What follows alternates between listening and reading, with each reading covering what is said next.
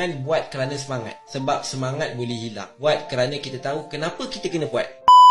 Ini yang jadi saya percaya sebagai seorang manusia kita ada limit lah. Kita ada penat, kita juga manusia kita bukan sempurna. Tetapi saya berpegang pada satu perkara, orang yang percaya dia ada satu kelebihan yang mana dia tahu nak suppress emotion.